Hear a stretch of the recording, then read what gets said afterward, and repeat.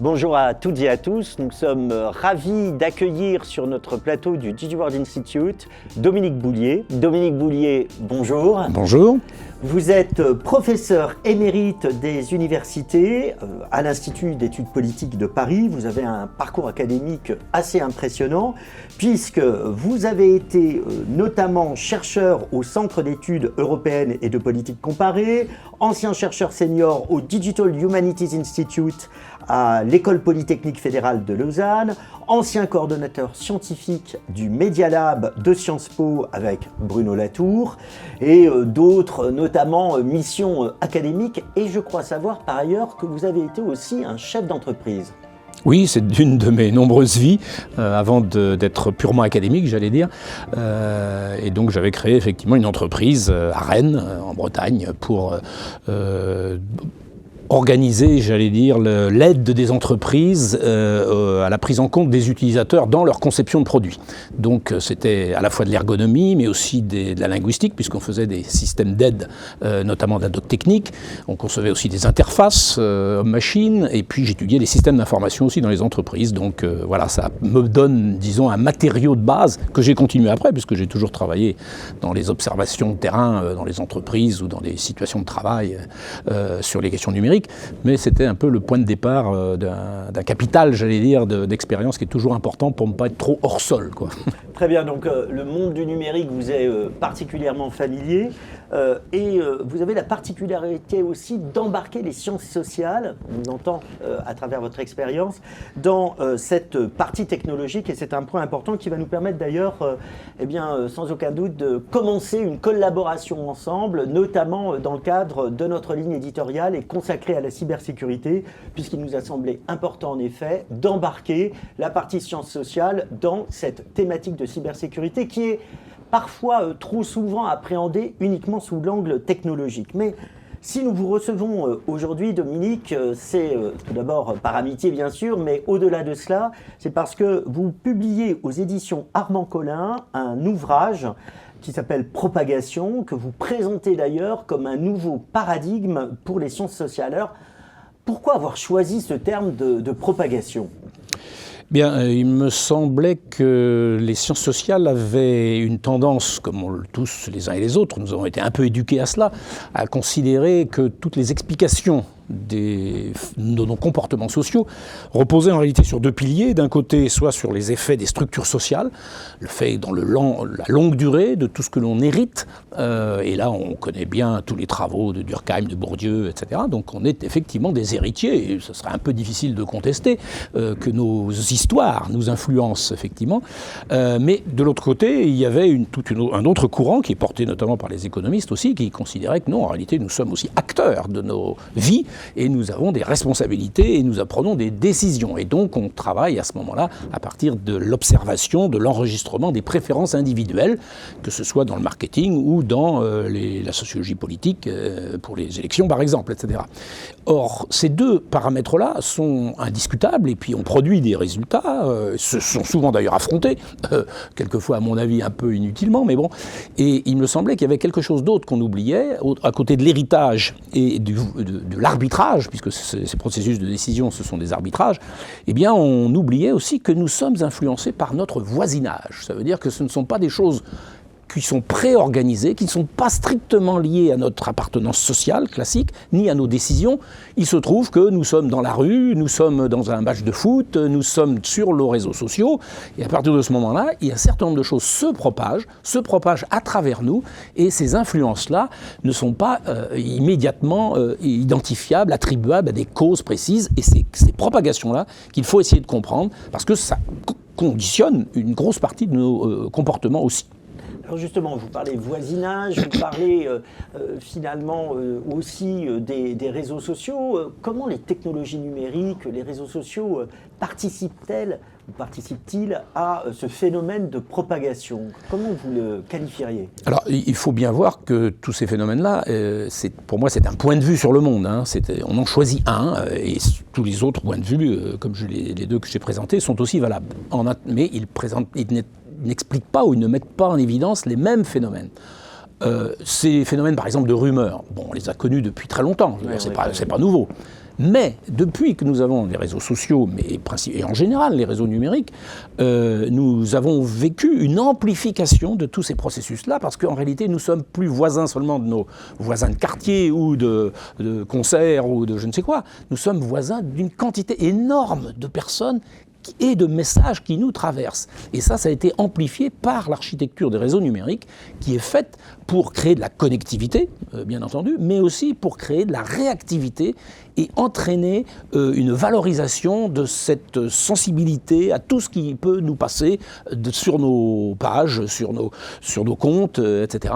Et les réseaux sociaux en question ne sont pas seulement des réseaux sociaux construits techniquement, mais ils sont construits aussi avec un modèle économique qui est massivement orienté par la publicité et qui a intérêt à nous faire vibrer, j'allais dire, tous ensemble comme ça, à des stimuli en permanence. Et à partir de là, on voit bien que nous réagissons et nous alimentons nous-mêmes la logique de propagation et de viralité, d'ailleurs on emploie ces termes-là, dans l'ensemble des communications que nous pouvons avoir. Et du coup, ce qui change, c'est très important de le comprendre, c'est que ce ne sont pas seulement les comportements individuels ou les micro-comportements individuels, mais c'est que ça a un effet collectif sur notre façon collective. Amplificateur. Est-ce que c'est un effet amplificateur lorsque vous dites effet collectif? Je dois comprendre que c'est aussi un effet amplificateur de rumeurs, par exemple, ou de grandes tendances, ou est-ce que c'est juste finalement une adjonction de comportements individuels qui commencent à faire un petit peu masse, mais sans que cela ait une sorte de cercle un peu pervers? Alors, j'emploie surtout amplificateur, d'ailleurs, pour éviter d'employer le terme révolution, parce que sinon, vous savez, on l'emploierait tous les 4 matins. Hein. Je veux dire, il y en a sans arrêt, des révolutions dans la révolution numérique. On est d'accord que c'est un changement absolument majeur, anthropologique, entièrement d'accord, mais de là à dire révolution, donc je préfère dire que, et en lien d'ailleurs avec ce qui a été étudié déjà sur l'imprimerie, ça amplifie tout, ça amplifie des choses extraordinaires pour le bien de l'humanité, et puis on se rend compte aussi que ça amplifie des travers de nos sociétés qui effectivement nous posent des vrais problèmes actuellement. Donc c'est pour ça que je parle plutôt d'amplification. Mais amplification, c'est surtout le fait que notre écosystème de communication, et donc notre écosystème mental, j'allais dire, d'échange d'idées, de débats, etc., est transformé profondément par une accélération. Donc c'est le point clé, moi, de mes travaux, c'est effectivement de montrer qu'il y a un rythme qui a changé, et ça, on est très peu attentif. On se focalise souvent, quand on discute par exemple des fake news, on va se focaliser beaucoup sur les sources, et en disant il y a des gens qui ont une stratégie, voire même des objectifs de propagande, mais les propagandes, c'est pas la propagation. La propagation, c'est que même ceux qui font de la propagande, en réalité, se font dépasser par les propagations. C'est-à-dire qu'ils balancent un certain nombre de messages, et puis certains marchent, pas d'autres, et on réessaye. Alors comme c'est algorithmique, c'est pas très compliqué d'en essayer plusieurs versions, à plusieurs endroits, dans plusieurs plateformes, et à un moment donné, il y a certains messages qui arrivent à capter l'attention, et c'est ceux-là qui sont très intéressants à étudier du point de vue social, et puis du point de vue du gouvernement, de ceux qui veulent comprendre ce qui se passe dans un espace public, à se dire, mais qu'est-ce qu'on fait avec ça, quoi, hein ? Alors peut-être avant d'aborder le rôle que peut avoir notamment l'autorité publique par rapport à ce phénomène de propagation, peut-être une volonté aussi de régulation sur certains points, j'aimerais revenir sur un élément que vous citez lorsque vous parlez notamment du voisinage. On dit souvent que les réseaux sociaux, finalement, ont un aspect un peu communautaire, c'est-à-dire qu'on s'adresserait, je mets le conditionnel, uniquement à des personnes avec lesquelles, même si on ne les connaît pas, on partage de facto un certain nombre de points communs, et qu'au lieu d'être un monde ouvert, on ferait un ensemble de communautés où on a l'impression que le monde est à l'image de ces communautés, alors que le monde est bien différent. Est-ce que vous estimez que dans le phénomène de propagation, on est sur justement des propagations intercommunautés, intertribus entre guillemets, ou est-ce qu'au contraire, la propagation permet d'aller au-delà de ces cercles communautaires qui se retrouvent sur les réseaux sociaux parce qu'ils ont les mêmes centres d'intérêt ou les mêmes sujets, en tout cas de prédilection? Alors c'est ça un des intérêts justement de ces méthodes d'étude des propagations qui sont très différentes des sondages d'opinion, très différentes des registres, des recensements, etc. Du point de vue quantitatif, nous sommes désormais capables de tracer tout cela. Donc la traçabilité, c'est le critère technique essentiel qui permet désormais à ces sciences sociales d'adopter ce point de vue-là. Et quand on veut traiter justement cette question-là, eh bien on peut du coup suivre un certain nombre de propagations particulières et vérifier effectivement, ce qu'on vérifie en général, qu'il y a cet effet de bulle de filtre, comme on dit, c'est-à-dire que ce qui s'assemble se ressemble, j'allais dire, ou l'inverse, mais en attendant, on crée petit à petit des propagations qui sont dans son voisinage immédiat, habituel, et on répète tout cela, donc ça crée des habitudes, et ça crée effectivement un esprit de communauté qui a tendance à, petit à petit, entraîner effectivement une polarisation vis-à-vis des autres. Mais n'oublions pas que dans le même temps, et ça les marques le savent bien, c'est-à-dire que si vous avez seulement une communauté qui est bien fermée, comment est-ce que vous arrivez à introduire du nouveau ? Eh bien, en réalité, toutes les stratégies marketing, mais aussi de propagation, justement, consistent aussi à faire en sorte que des nouveaux contenus soient poussés pour qu'il y ait de l'innovation, pour qu'il y ait une forme de réactivité. Et c'est là où il y a des travaux que j'ai suivis de près, qui sont très intéressants, et qui montrent qu'en réalité, le facteur bulle de filtre est un des éléments, mais l'autre élément, c'est ce qu'on appelle le novelty score, c'est-à-dire le score de nouveauté, qui fait que quand on parle de fake news, par exemple, c'est pas parce qu'elles sont fausses qu'elles se propagent plus, mais c'est parce qu'elles ont un score de nouveauté qui nous choque.